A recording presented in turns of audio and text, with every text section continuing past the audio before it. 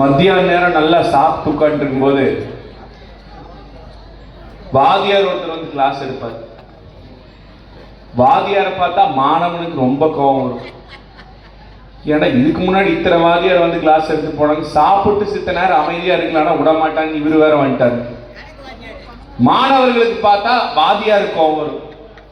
ஏண்டா நானும் இவ்வளவு படிச்சுட்டு வந்து உனக்கு கிளாஸ் எடுத்து ஏதோ நீ முன்னேறுவேன்னு பார்த்தா நீ இப்படி தூங்குற இடம் சாப்பிட்டதுக்கு அப்புறம். கடைசியா பேசுறதுல ஒரு சிறப்பு இருக்கு. என்னன்னா எவ்வளவு நேரம் வேணா பேசலாம். இன்னொரு சிறப்பு என்னன்னா, நான் இன்னும் ஒரு 5 நிமிஷத்துல முடிக்கலன்னா பாவம் அப்பளே வந்து அந்த மஞ்சள் சட்டைக்காரன, அந்த வெள்ளை சட்டைக்காரன, அந்த நீல சட்டைக்காரன, அந்த போற அக்காங்கெல்லாம் பிடிச்சி அப்படி அக்கா 5 நிமிஷம்க்கா, அக்கா 5 நிமிஷம்க்கான்னு உட்காந்துருக்காங்க. இன்னும் ஒரு 5 நிமிஷம் ஆச்சுன்னு வச்சுக்கோங்களேன், தம்பி ஒதுங்குன்னு அந்த அக்கா எதிர்த்து ஓடி போயிடும். அதனால ஏதோ மிச்ச நஞ்ச இங்க உட்காந்து இருக்கிறீங்க இல்லையா, உங்க மனதைரியத்தை நான் பாராட்டுறேன். முதல்ல நீங்களே உங்களுக்கு ஒரு கைதட்டல் கொடுத்துக்கலாம். உங்களுக்கு இன்னொரு நல்ல செய்தி சொல்றேன். தேர்தல் வாக்குறுதியை விட ஒரு நல்ல செய்தி. உண்மையிலுமே நீங்க எல்லாம் சந்தோஷப்படுவீங்க. 5 நிமிஷத்துல என்னோட உரையை நான் முடிச்சுக்குவேன். 2000 ரூபாய் கொடுக்கிறேன் நீங்க சொன்னப்ப கூட அந்த அக்கா அவ்வளவு சிரிக்கல. 5 நிமிஷத்துல நான் பேசி முடிச்சிருவேன். தொலைக்காட்ட சனியன் அந்த அக்கா சூப்பரா சிரிக்குது. பாட்டி நீ எந்திரிச்சுல ஸ்டாண்டிங் அவேஷன் எந்திரிச்சது கை தட்டுது. பாட்டி உட்காரு பாட்டி, 5 நிமிஷம் சொன்ன மாதிரி முடிச்சிருவேன். ஸ்டாலின் மாதிரி நான் கிடையாது. 1000 ரூபாய் கொடுக்கிறேன் 2.5 வருஷம் ஏமாத்திருக்கு.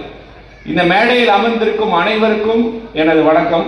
மாவட்ட கழக செயலாளர் உள்பட இந்த கூட்டத்தை ஏற்பாடு செய்தவர்கள், எனக்கு முன்னாடி பேசியவர்கள் அனைவருக்கும், இந்த மேடையில் முன்னாடி அமர்ந்திருக்கும் அனைவருக்கும் எனது வணக்கம். ஏன்னா 5 நிமிஷம் இதுவே பேர் சொன்னாலே 5 நிமிஷம் போயிடும். நான் ரொம்ப நேரம் பேச விரும்பலங்க. பேசினா நீங்க கேட்கிற ஐடியாலும் இல்ல. பாவம் எல்லாம் பசியோடு இருக்கிறீங்க. அந்த மிக்சியில தேங்காய் துணி போட்டு வச்சுட்டு பட்டர் சுவிட்ச் போடலாமா வேண்டாமான்னு யோசிச்சுட்டு இருக்கிறீங்க. அங்க போய் என்ன சட்னி செய்யணும், என்ன தோசை செய்யணும், வீட்டுல ஆள் வந்திருக்கு, பசிக்குதுன்னு உட்காந்து இருக்கிறீங்க. அதனால சுருக்கமா சொல்லணும்னா ஒன்னே ஒண்ணுதான். இங்க இருக்கிற எத்தனை பேருக்கு இந்த திமுக ஆட்சி அகற்றப்படும் கை தூக்கு. நான் பேசுற கேள்வி தெரியாது. எதுக்கு நீங்க மேடை போட்டு ஸ்டேஜ் போட்டு மேடை இருக்கு. இந்த முன்வரிசையில யாருமே கை தூக்கல. நல்லா கவனிங்க.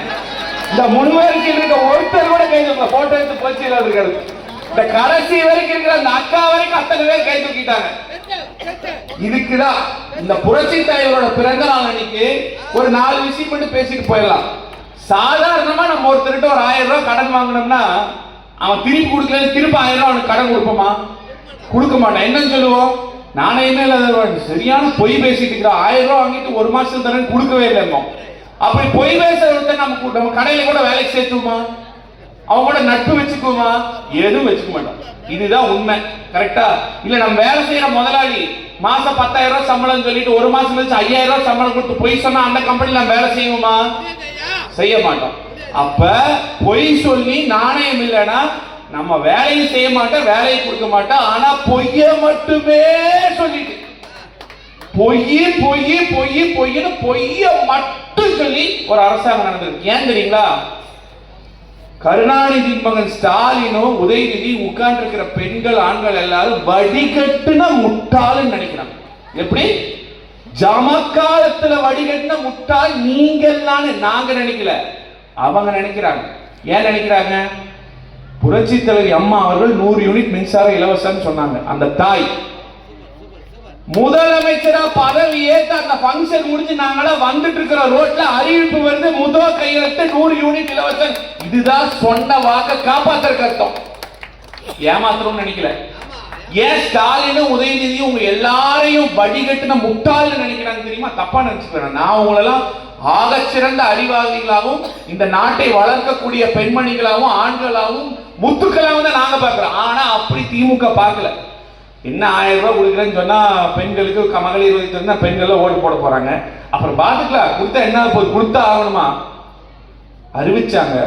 முதல் கையெழுத்திலே கொடுப்பேனாங்க. ஆட்சிக்கு வந்து 2 வருஷம் கொடுக்கல. சரி அதுவே போய் சரி கொடுக்க இனிமேலாவது எல்லாருக்கும் கொடுப்பீங்கன்னா தகுதி வாய்ந்த பெண் அதை சொல்லவே இல்லையே. ஓட்டுக்கு என்பது திமுக என்ன சொன்னா, நீ மாறி தளபதி ஆட்சிக்கு வந்து அடுத்த நொடி எல்லாருக்கும் 1000 1000 1000 1000 ஆனா கொடுக்கவே இல்லை. ஏமாத்திட்டான். உங்களை எல்லாரும் முட்டாளாயிட்டான். அடுத்து என்ன யோசிச்சாங்க? பொங்கலுக்கு எதிர்கட்சி தலைவராக இருந்தப்போ 5000 ரூபாய் கொடுக்கலாம். எடப்பாடியார் சொல்றாரு 5000 ரூபாய் கொடுங்க, எதுக்கு 2500 ரூபாய் கொடுக்குறீங்கன்னு. அப்புறம் யோசிக்கிறாங்க, இந்த மக்கள் எல்லாம் எப்படி முட்டாள் மக்கள், காசை கொடுக்குறேன்னு சொன்னா ஓட்டு போட்டுருவாங்க, அப்புறம் நம்ம கொடுக்க வேண்டியது இல்லை அப்படின்னு சொல்லிட்டு ஆட்சிக்கு வந்த முதல் வருஷமே கொடுக்கல. எம்பி எலெக்ஷன் முன்னாடி 2 வருஷம் மட்டும் வெறும் 1000 மட்டும் கொடுத்தாங்க. அப்புறம் மறுபடியும் 1 வருஷம் கொடுக்கல. இந்த வருஷம் மட்டும் எவ்வளவு கொடுத்துக்கிறாங்க? 3000 ரூபாய். அப்ப என்ன நினைக்கிறான், இவங்களை வந்து ஒரு படத்துல சொல்லுவாங்க, ஒருத்தருக்கு ஆசையை காமிச்சாதான் ஒருத்தனை ஏமாத்த முடியும்னு. சரி, இப்ப 3000 ரூபாய் கொடுத்தா மறுபடியும் இந்த வழிகட்ட முட்டாள் மாதிரி நினைச்சிட்டு இவங்க எல்லாரும் ஓட்ட போட்டுருவாங்க. ஓட்ட போட்டாங்கன்னா மறுபடியும் 5 வருஷம் இப்படியே ஓட்டலாம். ஏன் நான் சொல்றேன்னா, இப்ப நானே இந்த வந்து மேடையில பேசுறேன்னா நான் சொல்றது எல்லாத்தையும் நீங்க ஏத்துக்கணுங்கிற அவசியம் இல்லை. ஒரு பேச்சுல ஒரு மேடை போட்டுருக்கோம், நீங்க கேட்க வந்திருக்கீங்கன்னா நான் சொல்ற அனைத்து கருத்துக்களையும் நீங்க ஏத்துக்கணுங்கிற அவசியமே கிடையாது. ஒரு திமுக மேடையா இருந்தாலும் சரி, அண்ணா திமுக மேடையா இருந்தாலும் சரி, பேச்சுல உண்மை இருக்கான்னு பார்க்கணும். கடந்த 5 ஆண்டு ஆட்சியிலே, திராவிட முன்னேற்ற கழக ஆட்சியிலே பெண்களுக்கு என்ன சாதிச்சுட்டாங்க? அம்மாவின் ஆட்சி. மிக்சி, கிரைண்டர், ஃபேன் அம்மாவின் ஆட்சி. தாலிக்கு தங்கம் கொடுத்தது அம்மாவின் ஆட்சி, தடுத்தது திமுக ஆட்சி. திருமண உதவித்தொகை கொடுத்தது அம்மாவின் ஆட்சி, தடுத்தது திமுக ஆட்சி. மஞ்ச சட்டை நீங்க தடுக்க வேண்டாம், விடுங்க, அந்த அக்கா போட்டு வீட்டுல என்ன பிரச்சனையோ என்னமோ இப்படி இப்படி இப்படின்னு இருக்கு, அந்த அக்கா வீட்டுக்கார ஓடி வந்துருவாரு பாத்துக்கு ஓரமண்டல. இப்படி கொடுத்து கொடுத்து கொடுத்து கொடுத்து பெண்களுக்காக பண்ணது அண்ணா திமுக, தடுத்து தடுத்து தடுத்து தடுத்து நிறுத்துறது திமுக. இன்னைக்கு எங்க பொதுச் செயலாளர் சொல்லியிருக்காரு, என்ன சொல்லியிருக்காரு? ஒரு மாதமும் தகுதியில் கணக்கு இல்ல, அனைத்து குடும்ப அட்டைதாரர் பெண்களுக்கும் மாதம் 2000 ரூபாய் கொடுக்கப்படும். புரட்சி தலைவி அம்மா வழியில வந்தவர் வந்தா முதல் கையெழுத்து, 2வது மாசத்துல மாசமான 2000 ரூபாய் உங்களுக்கு வரும். இதுதான் அண்ணா திமுக. ஐயா, அடுத்த பேச்சாளர் உங்களுக்கு வாய்ப்பு கொடுக்குறோம், நீங்க மேடையில வந்து பேசலாம். நீங்க நடுவில் பேசுனீங்கன்னா அந்த அக்கா கோச்சுக்கு கண்ட்ரோல் பண்ணுங்க விமர்சனை. ஐயா பேசுறாரு, என்ன பேசுறாருன்னு புரியல. பெண்கள் பெண்கள் பெண்கள் சொல்லி பயம் வந்துச்சு திமுக. இந்த பெண்கள் ஓட்டெல்லாம் எப்படியா வாங்கணும், தாய்மார்கள் ஓட்டு எதுவுமே நமக்கு வர மாட்டேங்குது, எல்லாம் பயப்படுறாங்க.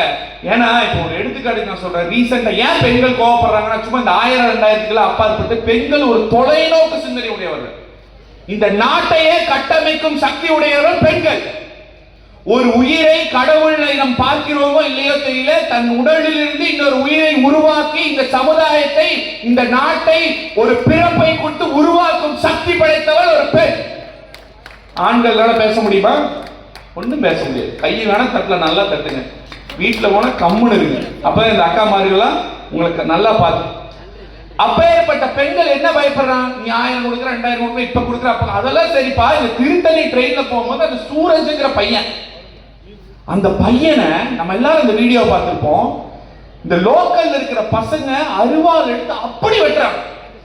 நம்ம எதிரியை கூட அப்படி வெட்ட மாட்டோம், நம்ம பிடிக்காம வெறுக்கக்கூடிய ஒரு ஆளை கூட அப்படி வெட்ட மாட்டோம். அப்படி வெட்டி அந்த பையன் ரசிச்சு வெட்டுறான். வெட்டும் போது அதை அப்படியே ரசிச்சு ருசிச்சு வெட்டுற மாதிரி வெட்டுறான். ஏன் அப்படி வெட்டுறான்? போதைப் பொருள். ஆணுக்கும் பெண்ணுக்கும், தாய்க்கும் தாரத்திற்கும், மிருகத்திற்கும், தங்கைக்கும் வித்தியாசம் தெரியாத அளவிற்கு ஒரு மனிதனின் மூளையை மழுகடித்து அந்த கத்தி எடுத்து கேரட் வெட்டுற மாதிரி அவனை வெட்டக்கூடிய ஒரு அவல நிலையை உருவாக்கும் போதைப் பொருள். ஒரு டாக்டர் கிட்ட போறீங்க, காய்ச்சல், ஐயா காய்ச்சல் அடிக்குதுன்னா இந்த மாத்திரை போடுன்னு டாக்டர் சொல்றதில்லை. அந்த காய்ச்சல் எதனால வந்ததுன்னு கண்டுபிடிச்சு அந்த காய்ச்சல் வந்த பிரச்சனையை சரி பண்ணாதான் திரும்ப அந்த காய்ச்சல் வராது. அதுதான் முக்கியம். இந்த சூரஜ் பிரச்சனையில உண்மையான பிரச்சனை என்ன நம்ம ஆழமா பார்க்கணும். நான் அடுத்த வாரம் இப்ப இருக்கிற நம்ம நண்பர் ஒருத்தர் இருக்கிற, அவங்க ஃபேமிலி வந்தாங்க அதே ட்ரெயின்ல, திருத்தணி ட்ரெயின்ல. அவர் சொல்றாரு, அண்ணா எப்ப நான் போய் கூட்டிட்டு வருவேன்னா இந்த தடவை வீட்டுல தனியா வர சொல்லிட்டேன். அங்க ஒரு 4 பசங்க நின்று இருக்காங்க, அவங்க நல்ல பசங்களா கெட்ட பசங்களான்னு தெரியல, ஆனா பயமா இருக்குங்க, வெளியே அனுப்ப பயமா இருக்கு. ஒரு நாட்டில் ஒரு அரசன் ஆட்சி செய்யும் பொழுது அந்த மக்கள் தைரியமாக தலை நிமிர்ந்து நடந்து சென்றால்தான் அது நல்லாட்சி. இருக்கும் பெண்கள் எல்லாரும் பயந்துட்டு, மாணவிகள் எல்லாரும் பயந்துட்டு இருந்தா நல்லாட்சி கிடையாது. இந்த சூரஜ்ல அவன் ஏன் வெட்டான்? அந்த இனிமேல் ஒரு வீடியோ நீங்க வந்தோன்னு எல்லாரும் பாத்தீங்க, வருத்தப்பட்டீங்க, போயிட்டீங்க. இனிமேல் இந்த மாதிரி ஒரு சட்ட ஒழுங்கு பிரச்சனை வரக்கூடாதுன்னா என்ன பண்ணணும்? ஆண்கள் மாதிரி சிந்திக்க கூடாது, பெண்கள் மாதிரி சிந்திக்கணும். தொலைநோக்கு பார்வை. என்ன பண்ணணும்? அந்த பையன் ஸ்கூல்ல படிக்கிற பையன் ஸ்கூல்ல இருந்து வெளியே வந்து இந்த மாதிரி பண்ணிருக்க. ஏன்னா ஸ்கூல்ல இருந்து டிராப் அவுட் ஆயிருக்கான். ஸ்கூல்ல இனப்பான வசதிகள் இல்ல, கிளாஸ் ரூம்ஸ் இல்ல, டீச்சர்ஸ் இல்ல. அதை சரி பண்ணும். இந்த பக்கம் போதைப் பொருள் பூரா பழகிட்டு இருக்கு, அதை சரி பண்ணும். அப்படி அரெஸ்ட் பண்ணி அந்த பையனை கொண்டு உள்ள வச்சா கூட அந்த பையன் வெளியே வரும்போது அவனுக்கு ஒரு வேலைக்கு போற அளவுக்கு திறன் மேம்பாடுல வேலையை கத்து கொடுத்தாதான் அவன் சம்பாதிப்பான். சும்மா வெளியே கூட சம்பாதிப்பான். அதை சரி பண்ணும். இந்த மாதிரி என்ன பிரச்சனைங்கிறத பார்த்து சரி பண்ணும். இன்னொன்னு நான் உங்க எல்லாத்துக்கும் சொல்றேன். 500 ரூபாய் கரண்ட் பில் கட்டிட்டு இருந்தேங்க 2021 எடப்பாடியாரோட ஆட்சி முடியும் போது. இன்னைக்கு 1000 ரூபாய் 1500 ரூபாய் கட்டுறேன்னு எத்தனை பேர் கட்டும்? எத்தனை பேர் இங்க இருக்கல? இத்தனை பேர் கட்டு. 2 மாசத்துக்கு ஒரு தடவை 1000 ரூபாய் அதிகமான, ஒரு வருஷத்துக்கு 6000 ரூபாய். கடந்த 5 வருஷத்துல மினிமம் ஒவ்வொரு குடும்பத்திலிருந்து 30 இருந்து 50,000 ரூபாய் சுருட்டிட்டு ஸ்டாலின் அரசு. ஒவ்வொரு குடும்பத்திலிருந்தும் உங்களுக்கு பொங்கலுக்கு மொத்தமா இது வரைக்கும் 1000, 1000, 3000, 5000 ரூபாய் கொடுத்துருக்காங்க. 35,000 லாபம். இதுலயே கவர்மெண்ட்டுக்கு வருமானம். டாஸ்மார்க்ல 30,000 கோடி இந்த வருமானம் 60,000 கோடி அதிகமாயிருக்கு. இதுலயே கவர்மெண்ட்டுக்கு வருமானம். வீட்டு வரியை 2 இருந்து 3 மடங்கு அதிகம் பண்ணிருக்காங்க. இதுலயே கவர்மெண்ட்டுக்கு வருமானம். வருமானம் ஒரு சைடு வந்துகிட்டே இருக்கு. ஆனா இந்த பக்கம் திட்டங்கள் கொடுக்கறதுக்கு, லேப்டாப் கொடுக்கறதுக்கு இல்ல, சைக்கிள் கொடுக்கறதுக்கு இல்ல, இதுக்கு இல்ல, அதுக்கு இல்லனா இந்த காசெல்லாம் எங்க போகுது? தமிழக அரசு ஒரு குடும்பத்திற்காக இயங்க வேண்டுமா, இல்லை தமிழ்நாட்டில் இருக்கும் ஒவ்வொரு குடும்பத்துக்காகவும் இயங்க வேண்டுமானா தமிழ்நாட்டுக்கு எல்லா குடும்பத்துக்கும் வந்து இயங்கணும். ஆனா இன்னைக்கு கருணாநிதி குடும்பம் என்கின்ற ஒரே ஒரு குடும்பம், கருணாநிதி குடும்பம், ஸ்டாலின், உதயநிதி, அவங்க பேரன், அந்த ஒரு குடும்பம் நல்லா இருப்பதற்காக தொடர்ந்து தமிழகத்தில் இருக்கும் அனைத்து வருமானங்களும் அதிகமானாலும் கடனையும் அதிகம் பண்ணி நல்லா சுருட்டி இந்த ஒரு குடும்பம் நல்லா இருக்காக்கா. உன் பேக்கெட்ல அன்னைக்கு 500 ரூபாய் தான் இருந்துச்சு. அண்ணா உன் பேக்கெட்ல அன்னைக்கு 500 ரூபாய் தான் இருந்துச்சு. 2021 ஸ்டாலின் ஆட்சி ஆரம்பிக்கும் போது உன் பேக்கெட்ல உன் பையில 500 ரூபாய் தான் இருந்துச்சு. இன்னைக்கு உன் பேக்கெட்ல 500 ரூபாய் தான் இருக்கு. அவன் பேக்கெட்ல லட்சக்கணக்கான கோடிகள் இருக்கு. கோமாளியாகாத, ஏமாத்திட்டு போயிடுவான். தாலிக்கு தங்கம் கொடுக்கிற திட்டத்தை நிறுத்திட்டு இங்க இருக்கிற பெண்கள் எல்லாத்தையும் போய் தங்க நகை, உதயநிதி சொல்ற நகை வைங்க, நகை வைங்க, அடுத்து எங்க அப்பா ஆட்சியில போய் எத்தனை பேர் வச்சீங்க? எத்தனை பேர் வச்சு இந்த மஞ்சள் செய்தோட சுத்திட்டு இருக்கீங்க? தள்ளுபடி பண்ணாங்களா எல்லாத்துக்கும்? யோசிங்க. அதிமுக மேடை போட்டிருக்கு, நாங்க பேசிட்டு இருக்கோங்க இருக்காங்க, நீங்க ஓட்டு போட வேணாம். யோசிச்சு ஓட்டு போடுங்க. இன்னொரு முறை ஏமாளியாக நீங்கள் தாங்கலாம், தமிழகம் தாங்காது. இதுல சைட்ல புதுசா நடிகர் ஒருத்தர் கட்சி ஆரம்பிச்சிருக்காரு, அன்பு இளவல் விஜய் அவர்கள். என்ன ஆரம்பிச்சிருக்காரு கட்சி? அவரோட மேடையில விஜய் உட்கார்ந்து இருக்கிற மேடையில ஆதவ அர்ஜுனா சொன்ன வார்த்தைகள் நான் சொல்லல. என்ன சொல்றாரு தெரியுங்களா? 2 வருஷம் முன்னாடி 2021 தேர்தல் நடந்தப்போ எங்க அண்ணன் விஜய் கருப்பு சைக்கிள், சிவப்பு சைக்கிள், கருப்பு சிவப்பு சைக்கிள்ல போய் சூசகமா மக்கள் எல்லாரும் திமுக ஓட்டு போடுங்க சப்போர்ட் பண்ணாரு. அந்த நன்றியோடு இல்லாம திமுக எங்க அண்ணனை எதிர்க்குது அப்படிங்கிறார் ஆதவர்ஜன். இதைய விஜயும் மறுக்கல.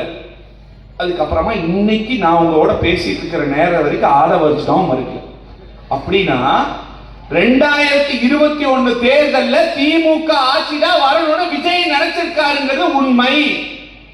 யாரும் மறுத்து பேச முடியாது. அப்போ விஜய் அவர்களே, நான் என்ன கேட்கிறேன்னா, bro what bro, very wrong bro.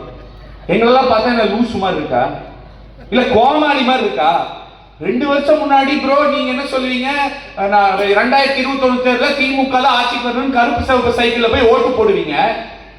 அதுக்கப்புறம் 2 வருஷம் கழிச்சு திடீர்னு ஒரு கட்சி ஆரம்பிப்பீங்க. அப்புறம் நீங்க பாட்டுக்கு பைத்தியம் முடிச்ச மாதிரி தீய சக்தி, தீய சக்தி, தீய சக்தி, தூய சக்தி, தூய சக்தி, தூய சக்தி. எங்களை பார்த்தா கோமாளி மாதிரி இருக்கா பிரதர்? 53 வருஷமா திமுக எதிர்த்து பின்னங்கால் பிட்டரியில் அடிக்க ஓட ஓட விரட்டிட்டு இருக்க அண்ணா திமுக 2021 தேர்தல். அதை எப்படி நான் கேட்கிறேன், உங்க கட்சி ஆரம்பிக்கிறதுக்கு 2 வருஷம் முன்னாடி தான் 2021 தேர்தல் நடந்துச்சு. அப்ப உங்க கட்சி ஆரம்பிக்கிறதுக்கு 2 வருஷம் முன்னாடி திமுக உங்களுக்கு தூய சக்தியா தெரிஞ்சிருக்கு. திமுக ஆதரவா சைக்கிள் போயிருக்கீங்க. கட்சி ஆரம்பிச்சுன்னா உடனே திமுக தீய சக்தி ஆயிடுச்சு. இல்ல காரணம், அன்னைக்கு அவர் கட்சி ஆரம்பிக்காதப்ப ரெட் ஜெயின் ப்ரொடக்ஷன்ஸ் இருந்தது, பட வாய்ப்புகள் வேணும், முதலீடு வேணும், திமுக நல்லா தெரிஞ்சது அவருக்கு. இன்னைக்கு கடைசி படங்கிறாரு, இன்னைக்கு திமுக கெட்டதா தெரியுது. இது ஒரு எடுத்துக்காட்டு.